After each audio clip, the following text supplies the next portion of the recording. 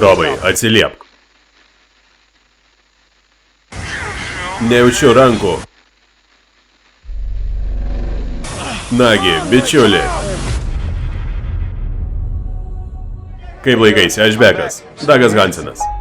Ką veiki, kai nelaipėjai kalnais, Dagai? Nešioju paštą. Pirmasis paštininkas įkopęs į Everestą, tikiuosi. Man patinka. Žinau, kad šiame kambaryje visi turi daugybę patirties kalnuose, antraip jūsų čia nebūtų. Bet Everestas yra pati pavojingiausia vieta žemėje.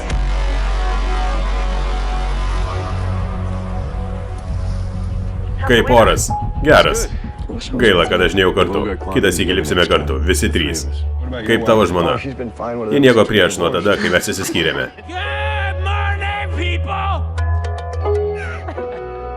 Pats bazinės stovyklos meras. Sėd žmogau, aklimatizuokis. Žmonės nėra sukurti veikti tokiame aukštyje. Mūsų kūnai merdės tiesioginė to žodžio prasme. Esmė tokia, mes nuvesime jūs aukštyn, paskui žemyn, kol nespėjote numirti.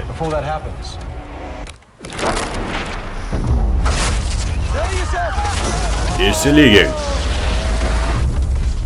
Tai kančia, žmogau. Dar kelios dienos. Paskui visą likusį gyvenimą būsi tuo, kuris įkopė į patį Everestą. Robas bazei. Robai, kur tu? Aš Everesto viršūnėje, Helen.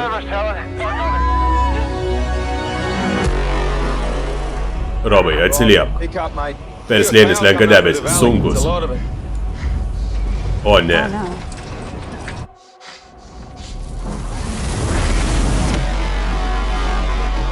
Šie žmonės užstrigę, audra vis stiprėja.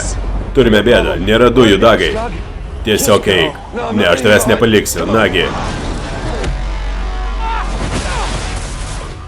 Nenoriu mirti. Girdi mane, Robai? Turi paskubėti.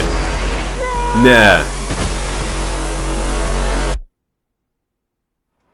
Jei kas nors ir gali, tai tu. Aš tave myliu. Everestas. Jau greitai.